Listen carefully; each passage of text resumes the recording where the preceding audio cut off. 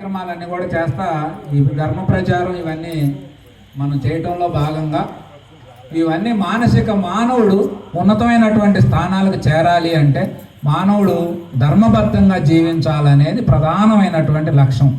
ధర్మం మనకి ఎట్లా తెలిసిద్ది అంటే తెలుసుకుంటే తెలిసిద్ది. ఏదో నాకు తెలిసిందే ధర్మం, నేను చెప్పేదే సత్యం, నా పద్ధతులే న్యాయాలంటే సృష్టికి ఒక న్యాయం ఉంటుంది. దాని యొక్క అడుగుదాడలను తెలుసుకొని మనం చెయ్యాలి. వాస్తవానికి యుద్ధ సన్నివేశాలు కృష్ణుని యొక్క జీవితం చూస్తే ఇది నేను అధర్మం వైపు ప్రయాణం చేస్తుంటా ఏమిటా అనుకుంటారు.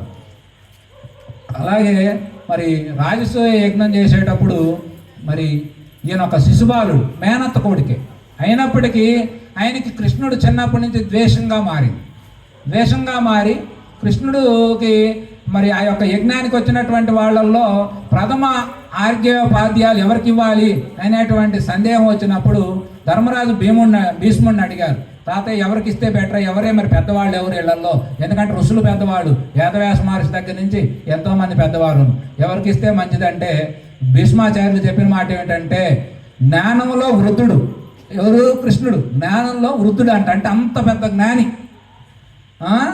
అలాగే బ్రాహ్మణులలో ఉత్తముడు, అలాగే క్షత్రియుల్లో బలాధికుడు, అంటే క్షత్రియులు ఆయన చేసిన యుద్ధం ఎవడు చేయలే, ధర్మ సూక్ష్మాలన్నీ తెలిసిన వాడు, లజ్జ కలిగిన వాడు, అంటే దాన్ని ఎంతవరకు మాట్లాడాలి అంతవరకే మాట్లాడుతానంత బిడియంగా ఉండే అటువంటి వాడు, ఇట్లా గొప్ప శౌర్యం పరాక్రమం ఇట్లా అనేక రకమైన విషయాలు కలిగినటువంటి వాడు, అందరికీ గురువులు లాంటి వాడు, కృష్ణుడికి ఇవ్వటం బెటర్ అని చెప్పిండు ఆయన.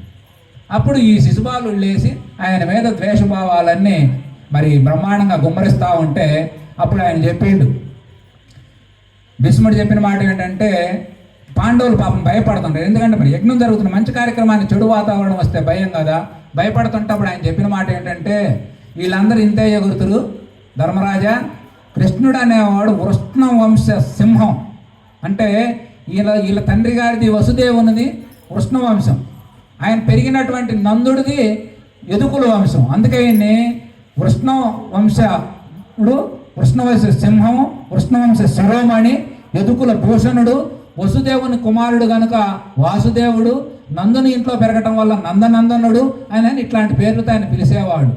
కాబట్టి శిశుబాలుడు ఆయన ఇష్టం వచ్చినట్టు మాట్లాడుతూ ఉంటే ఆయనకి యొక్క మరి వాళ్ళ అమ్మకు ఒక మాట ఇచ్చిండు కృష్ణుడు.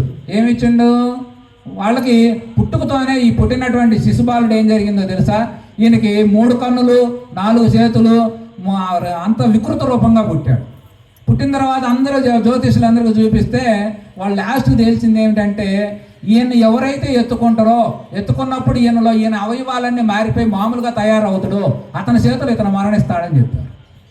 ఆమె చిన్నపిల్లగాడు అప్పుడు 3-6 నెలల పిల్లగాడప్పుడు ఇంక వచ్చిన వాళ్ళు అందరూ ఒళ్ళో కూర్చోబెడుతుంది, ఇంకా మొబ్బాయిని ఒకసారి ఎత్తుకోండి అని పెడతా ఉంటే ఆ రకంగా అది ఎవరికి ఏం కావట్లా. సరే కొన్నాళ్ళ తర్వాత బలరామ కృష్ణ లేదు అటు పోత ఏమో మా మేనత్తుంది రేవుడి చెల్ల ఒకసారి బలకరిద్దామని వచ్చారు.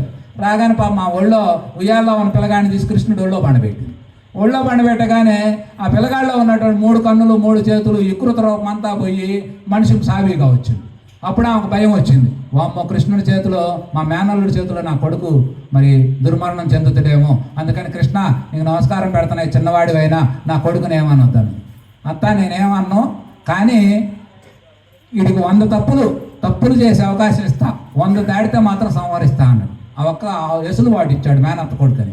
ఇచ్చిన తర్వాత ఆయన ఇష్టం వచ్చినట్టు దూషిస్తే అప్పుడు ఆయన విష్ణు యొక్క అంశతో ఉన్నాడు కదా, మరి ఈ యొక్క విష్ణు చక్రాన్ని ఎలా ఉంటుందంటే ఆయన విష్ణు చక్రం మనోసంకల్పంతో వస్తుంది, అది మనోసంకల్పంతోనే దాన్ని ప్రయోగిస్తే అది కొట్టి అవతలేదు. ఇట్లా ఎన్నో ఘట్టాలన్నీ మరి కృష్ణుని యొక్క ఘట్టాలు చెప్పడం జరిగింది. కాబట్టి మరి ముఖ్యంగా ఈ కార్యక్రమం రేపు 16వ తారీఖు మేము మా గ్రామం కాదు మా గ్రామానికి పక్కనే లైన్ మీద ఈ యొక్క కృష్ణ జన్మాష్టమి వెంకటేశ్వర స్వామి గుడి మోయనం ఉంటుంది, కానీ బాగుంటుంది లైన్ మీద. మేము కూడా ఈ కార్యక్రమం ఒక 400 మంది ఎస్టిమేషన్ వేసుకున్నాం, 10 మంది గురువులు ఉంటారు. ఉదయం 6 గంటల నుంచి నైటు 10 గంటల వరకు కార్యక్రమం కొనసాగుతుంది. కాబట్టి మీరు ఎక్కువ మంది రావాలన్నా రాలేరు, కానీ ఏదైనా అవకాశం ఉంటే ఒక 10 మంది ఆటో పెట్టుకొని కాస్త ఆడవాళ్ళు 8ంటికి బయలుదేరితే చక్కగా ఆడికి రావచ్చు. మా ఫోన్ నెంబరు మట్టయ్య దగ్గర ఉంది, ఆయన కూడా వస్తే ఆయన మా నారపరెడ్డి వీళ్ళు వస్తారు. వాళ్ళందరూ కూడా వస్తే కార్యక్రమం, ఎందుకంటే ఎక్కువ మంది గురువులు ఉంటారు, ఎక్కువ కార్యక్రమం ఉంటుంది. మధ్యాహ్నం భోజనం చేసుకొని 2 తర్వాత మీరు మళ్ళీ చక్కగా రిటర్న్ అయ్యి 4 ఇక్కడికి రావచ్చు. కాబట్టి అవకాశం ఉంటే మీరు రాగలిగితే, ఎందుకంటే రావటం వల్ల ఏం జరిగింది అంటే, నేను వస్తే ఇక్కడికి ఒక పద్ధతి ఉంటుంది, మీరు అక్కడికి వస్తే మీరు మాకు అతిథులుగా ఉంటారు, పైకి ఎంతోమంది ఉంటారు, ఎన్నో రకాల కార్యక్రమాలు చేసేటువంటి వాళ్ళు, నాలాగా మాటలు చెప్పేవాళ్ళు 10 మంది దాకా ఉంటారు. వాళ్ళందరూ కూడా మీరు పెందలాడేస్తే ఆ కార్యక్రమం ఉంటుంది, స్వామివారి దర్శనం ఉంటుంది. ఇవన్నీ కార్యక్రమాన్ని కూడా ఒక క్రమబద్ధంలో 18 ఏళ్ళగా చేస్తాను. ఈ సంవత్సరం అక్కడ పెడదామని నేను వెంకటేశ్వర స్వామికి ఎప్పుడో 10 ఏళ్ల క్రితం స్వామి ఒక అవకాశం ఆడ పెడతాను అప్లికేషన్ పెడితే, ఆయన ఈ సంవత్సరం నాకు ఆడ పెట్టుకొని మరి గ్రీన్ సిగరైజర్ పెట్టడం జరిగింది. అందుకని ఈ కార్యక్రమం అక్కడ చేస్తున్నాం. మీరందరూ కూడా వస్తే మా వాళ్ళందరూ చుట్టుపక్కల భక్తులందరినీ పిలుస్తున్నాం. ఇది పైగా ముఖ్యంగా ఏంటంటే, నాకు బంధువులు చాలామంది ఉన్నారు, కానీ బంధువులను ఎప్పుడూ దైవిక కార్యక్రమాల్లోకి నేను పెద్దగా ఎంటర్ చేయను. భక్తులుగా ఉంటే బంధువులైనా భక్తులే, కానీ వ్యక్తిగత బంధువులను తీసుకొచ్చి ఇందులో పెట్టం. దీనికి ఓన్లీ భక్తులు మాత్రమే పిలుస్తూ ఉంటాం. మా భక్తులందరూ వస్తారు, సేవ చేస్తారు, పాటలు పాడతారు, మాటలు చెబుతారు, ఎవరు తోసింది ఎవరు చేసిన పని వాళ్ళు చేస్తారు.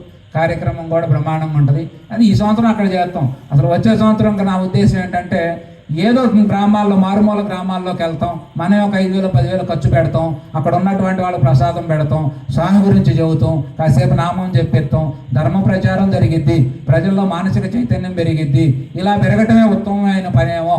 నేను చేసిన కాడే చేసుకుంటా, అక్కడే ఉంటా, ఏదో మా గ్రామం మా ప్రజలని ఆడుంటే కుదరదేమోనని నాకు కొద్దిగా అట్లా కూడా ఉంది. రేపు భవిష్యత్తు మళ్ళీ ఎక్కడ ఉంటుందో తెలియదు. ఎందుకంటే వాళ్ళు నేను ఎక్కడికి వెళ్ళినా కూడా, మొన్నటి సిలకలూరుపేట అవతల గ్రామం వెళ్ళాం, వీడియోలు మొన్నటి చూసుంటారు, ఒక 100 మంది దగ్గర కూర్చుంటున్నారు, చక్కగా వింటున్నారు, బాగుంది అన్నారు. 2 రోజులు చెప్పించారు, మళ్ళీ ఇంకొక రోజు చెప్పమన్నారు. మా ఎమ్మటి వచ్చిన వాళ్ళు, అమ్మో స్వామి మేము వండలేమంటే మళ్ళీ వచ్చాం, మళ్ళీ పోవాలి రామాలయం, భజన పెట్టుకోండి అంటే భజన పెట్టుకుంటామన్నారు. నా ఉద్దేశం ఏమిటంటే, ప్రతి గ్రామాల్లో 2 ఆలయాలు, అంటే విష్ణు ఆలయం, మన శివాలయం. విష్ణు ఆలయాలు అంటే రామాలయాలు, కృష్ణాలయాలు ఏమైనా కావచ్చు, వాటిలో భజన కార్యక్రమం, ఇట్లా బ్రహ్మంగారి ఆలయాలు ఇవన్నీ కూడా భజన నడుస్తూ ఉంటే, భజన వల్ల గ్రామం అంతా కూడా శుద్ధి అవుతుంది. ఇప్పుడు మనకి రేపు దోమలు కొడుతున్నాయి అనుకో, దోమల మందు కొడతారు, దోమల మందు వల్ల గ్రామం శుద్ధి అవుద్దా? అట్లా బ్లీచింగ్ చేస్తారు, శుద్ధి అవుద్దా? కానీ మహాత్ములు చెప్పే మాట ఏమిటంటే, హరికీర్తన, శివకీర్తన, రామకీర్తన, ఇట్లా బ్రహ్మంగారి యొక్క సద్గురు నామాలు, ఇవన్నీ కూడా మానసికంగా శుద్ధి చేస్తాయి. గ్రామంలో ఉన్నటువంటి ఏదైనా దుర్వ్యసనాలు, దుర్వాత్మలు ఉంటే వాటిని దూరం చేస్తాయి, బాగుంటాయి అని చెప్పి మహాత్ములందరూ చెప్తా ఉన్నారు. ఆ విధానంలో అది మంచిగా, మరి అవునా కాదా అంటే, మాలాంటి వాళ్ళ మానసిక వ్యవస్థలు ఎంతో కొంత శుద్ధి అయింది. కాబట్టే మనం ఈరోజు మరి ఇంత దూరం, ఇంత కష్టపడి ఇంత దూరం వచ్చినా కూడా నాకు కష్టం అనిపించట్లా. ఎందుకంటే మీ అందరూ నా స్వరూపంగానే నాకు కనపడుతున్నారు, నాకు మీరు వేరే అనిపించట్లా. మీ దేవాలయాలు మీ ఊరి అనుకోవట్లేదు, మా ఊరిలాగే కనపడుతుంది. ఏడున్నా కూడా నాకు నా మనుషుల్లాగా కనపడుతుంది. నేను మీకు చేశాను అనుకోండి, నాకు నేను చేసుకున్నట్టుగా అనిపిస్తుంది. మా 4 గ్రామాలు వస్తుంటే 4 గ్రామాల్లో దిగి అందరికి ఇదే చెప్పా, మీరు ఒకరోజు భజన పెట్టుకోండి అని చెప్పి బాగా చూశారు. పాపం అందరూ మా అమాయకులు కొన్నారు, ఎవరు పెద్ద వయసు వాళ్ళు కనపడ్డారు. దానికి అయినా చెప్పి విజిటింగ్ కార్డులు ఇచ్చి, ఏదో ఒక శనివారం ఈ నెలాగి నాకు వస్తాయా, ఒక్కొక్క రోజన్నా ఒక్కొక్క గ్రామానికి మనం కార్యక్రమాలు పెడదామండి. ఎందుకంటే మీ అందరికీ అలవాటైంది, మీ అందరికి అర్థమైంది, నా భాష నా భాష మీకు అర్థమవుతుంది. అందుకే మీరు అందరు చక్కగా వచ్చి కూర్చున్నారు, వింటున్నారు, ఆలకిస్తున్నారు. వినంగా మీకు తెలియదు, ఒక సంవత్సరం పాటు ఇట్లానే కొనసాగుతూ ఉంటే మీకు తెలియని మార్పుని మీరు చూడగలుగుతారు. మన ఈ దేవాలయాలు, మనము దేవాలయానికి ఏమి లేదు, కానీ మనం సార్థకం అవుతుంది దాన్ని కట్టుకున్నందుకు. కట్టిన వాళ్ళు, కట్టించిన వాళ్ళు, సహకరించిన వాళ్ళు, మాలాంటి వాళ్ళు, మీరు అందరం కూడా బ్రహ్మాండంగా వృద్ధి చెందుతాం. అందుకు కాబట్టి ఈ కార్యక్రమాలు మరి ఆ విధానం చేసుకుందాం. మీరు అవకాశం ఉంటే వస్తే మంచిది, అది ఇక ఆలోచించుకొని, మీరు ఇబ్బంది లేదనుకుంటే, పనులు కూడా పెద్దగా రాలేదు కాబట్టి ఒక 10 మంది ఆడవాళ్ళు ఒక ఆటో పెట్టుకొని వచ్చినా కూడా లైన్ మీదకి రావచ్చు. చక్కగా ఒక 2-3 గంటలు ఆడ కూర్చొని కాసేపు సంకీర్తన, పాటలు వస్తే పాటలు పాడవచ్చు, ఏం లేదు కాసేపు విని ప్రవచనాలు, తర్వాత కాస్త భోజనం చేసుకొని మళ్ళీ పెందలాడి బయలుదేరొద్దురు. కానీ తెలిసిద్ది వాతావరణం అలా వస్తే. ఇంకేంటి మరి.